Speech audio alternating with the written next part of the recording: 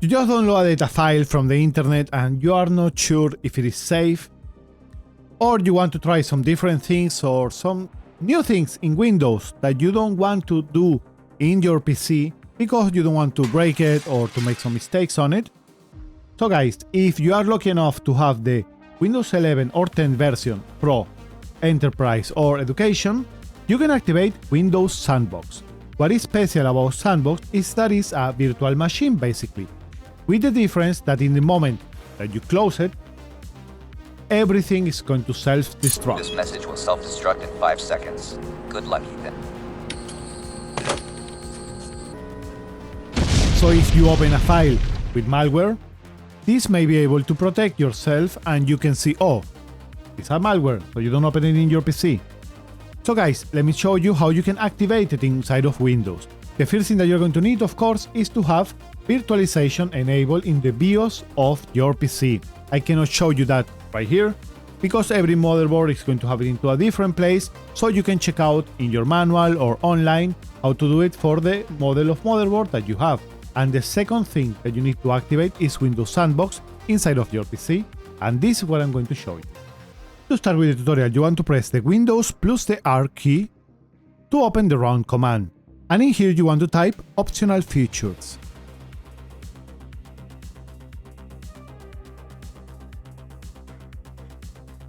And you want to press enter or click into OK.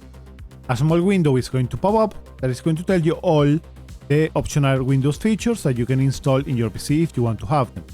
So in here you want to scroll down until you see Windows Sandbox and you want to enable it. Now press OK. And this optional Windows feature is going to start to get installed in your PC. First it's going to search for the required files online or in your PC, and then it's going to install it all. When everything is done, you will need to restart your PC to install the requested changes. So go ahead and do that. 2 hours later. Now that you restarted your PC, you already have Windows Sandbox installing it. To open it, you want to go into the search bar and type Sandbox. And right here you're going to see Windows Sandbox. So click on it to start.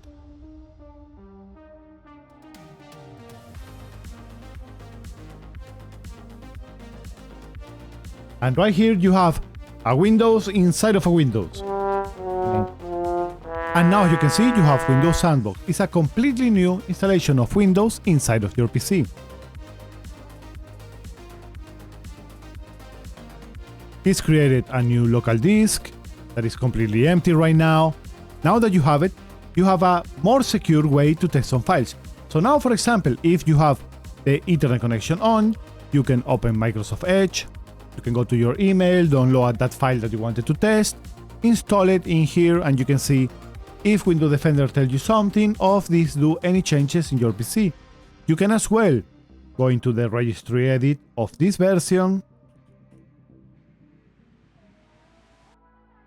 and delete everything that you want or do some tests in here without having the problem that you're going to screw up something inside of your PC.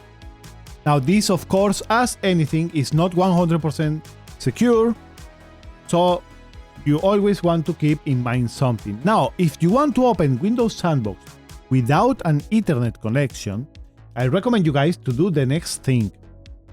Now, close Windows Sandbox, and as you see right here, are you sure you want to close Windows Sandbox? Once Windows Sandbox is closed, all of its content is going to be discarded and permanently lost. That is the good thing. When you close it, everything is going to get deleted, and when you open it again, it's like a new fresh install of Windows. Okay? And now it's gone. With a small script that you want to type into the text editor, that you are going to create a link to open Sandbox without any local or outside internet connection. So, to do that, go into the search bar and type Notepad. Now you want to open the Notepad app, and you want to type exactly what you see right here on the screen. Once you have done that, you can pause the video if you need it. You want to click into File, Save As, and right here you want to select where you see Text Document and change that to All Files. Put a name that you're going to remember what it is. Like for example, sandbox nonet.wsb. And you want to click into save.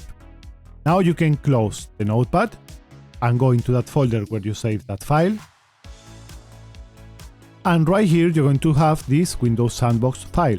So when you open it, this time your machine is not going to have any network connections at all.